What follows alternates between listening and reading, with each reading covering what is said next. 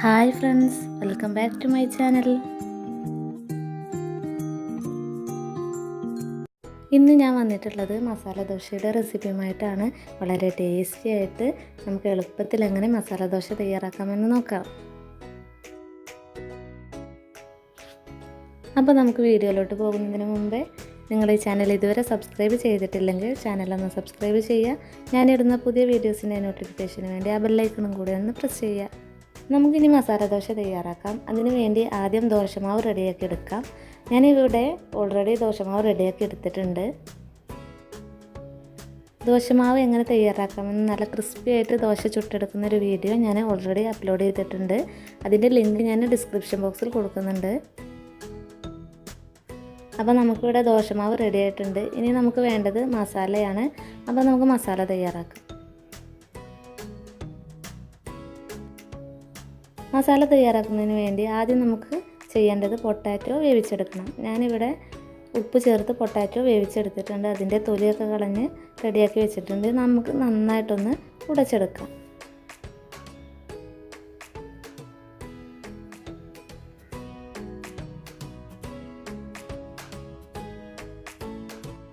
ഇനി മസാല തയ്യാറാക്കി എടുക്കാം. അതിനു വേണ്ടി ഞാനിവിടെ ഒരു പാൻ വെച്ചിട്ടുണ്ട്. പാൻ ചൂടായി വരുമ്പോൾ അതിലേക്ക് ഒരു 3 ടീസ്പൂൺ വെളിച്ചെണ്ണ ഒഴിച്ചു കൊടുക്കാം.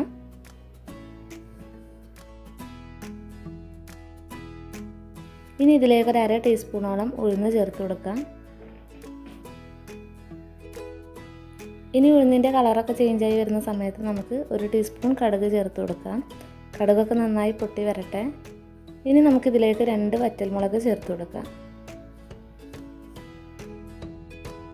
ഇനി ഇതിലേക്ക് നമുക്ക് ചെറുതായി അരിഞ്ഞെടുത്ത ഇഞ്ചി ചേർത്ത് കൊടുക്കാം. ഒരു ചെറിയ കഷ്ണം ഇഞ്ചി മതിയായിരിക്കും ഇതിലേക്ക്.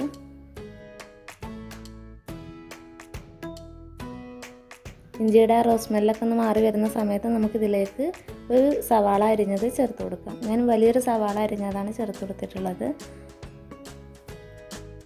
സവാള നന്നായിട്ട് വഴറ്റിയെടുക്കാം. സവാള ഒരു പകുതിയോളം വഴന്ന് വരുന്ന സമയത്ത് നമുക്കിതിലേക്ക് പച്ചമുളക് ചേർത്ത് കൊടുക്കാം.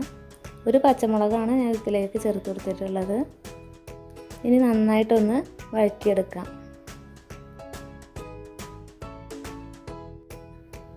ഉള്ളി നന്നായിട്ട് വഴന്ന് വന്നിട്ടുണ്ട്. നമുക്കിതിലേക്ക് തക്കാളി ചേർത്ത് കൊടുക്കാം. ഞാനൊരു തക്കാളി അരിഞ്ഞതാണ് ചേർത്ത് കൊടുത്തിട്ടുള്ളത്. തക്കാളി നമുക്ക് നന്നായിട്ട് വഴറ്റിയെടുക്കാം. നമുക്കിതിലേക്ക് ആവശ്യമായിട്ടുള്ള ഉപ്പ് ചേർത്ത് കൊടുക്കാം. പൊട്ടാറ്റോ നമ്മൾ ഓൾറെഡി ഉപ്പ് ചേർത്തിട്ടാണ് വേവിച്ചെടുത്തിട്ടുള്ളത്. അതുകൊണ്ട് സവാളയിലേക്കും ടൊമാറ്റോയിലേക്കും ആവശ്യമായിട്ടുള്ള ഉപ്പ് മാത്രം ചേർത്ത് കൊടുത്താൽ മതിയാകും. തക്കാളി ഏകദേശം നന്നായി വഴന്ന് വന്നിട്ടുണ്ട്. ഇനി ഇതിലേക്ക് ഒരു 1/2 ടീസ്പൂൺ മഞ്ഞൾപ്പൊടി ചേർത്ത് കൊടുക്കാം. നന്നായിട്ടൊന്ന് വഴറ്റിയെടുക്കാം. എന്നിട്ട് നമുക്കതിലേക്ക് നേരത്തെ വേവിച്ച് വെച്ചിട്ടുള്ള പൊട്ടാറ്റോ ചേർത്ത് കൊടുക്കാം.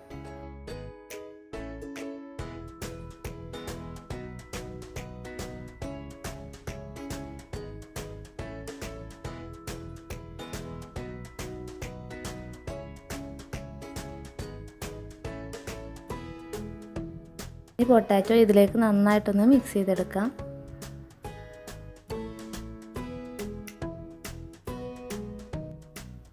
ഇനി ഇതിലേക്ക് ഒരു 1/4 കപ്പ് വെള്ളം ചേർത്ത് കൊടുത്ത് നന്നായിട്ടൊന്ന് മിക്സ് ചെയ്തെടുക്കാം.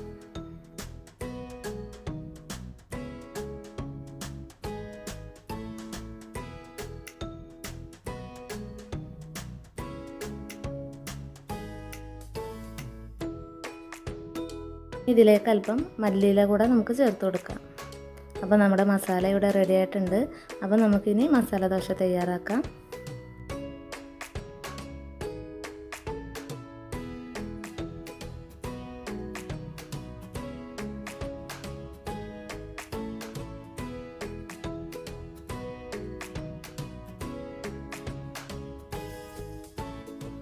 ഇനി ഒരു പാൻ ചൂടാക്കി എടുക്കാം. എന്നിട്ട് നമ്മൾ നേരത്തെ തയ്യാറാക്കി വെച്ചിട്ടുള്ള ദോശമാവ് ഇതിലേക്ക് ഒഴിച്ചു കൊടുക്കാം.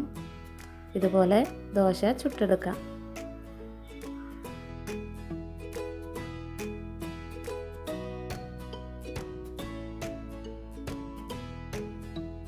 അപ്പോൾ നമ്മുടെ ദോശ ഏകദേശം റെഡിയായി വന്നിട്ടുണ്ട്.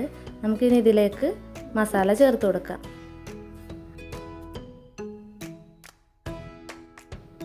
അപ്പോൾ നമ്മുടെ മസാല ദോശയിലേക്ക് ചേർത്ത് കൊടുത്തിട്ടുണ്ട്. നമുക്കിനി ഇതുപോലെ ഒന്ന് ഫോൾഡ് ചെയ്ത് കൊടുക്കാം. അപ്പോൾ നമ്മുടെ ക്രിസ്പി ആൻഡ് ടേസ്റ്റി ആയിട്ടുള്ള മസാല ദോശ ഇവിടെ റെഡി ആയിട്ടുണ്ട്. അപ്പോൾ നമുക്ക് ബാക്കിയുള്ളതെല്ലാം ഇതുപോലെ ചെയ്തെടുക്കാം.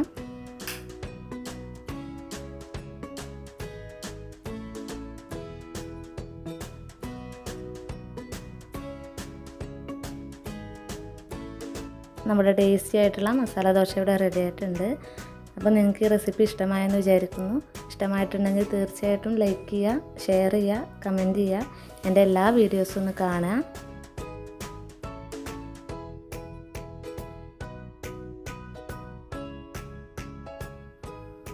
Thanks for watching.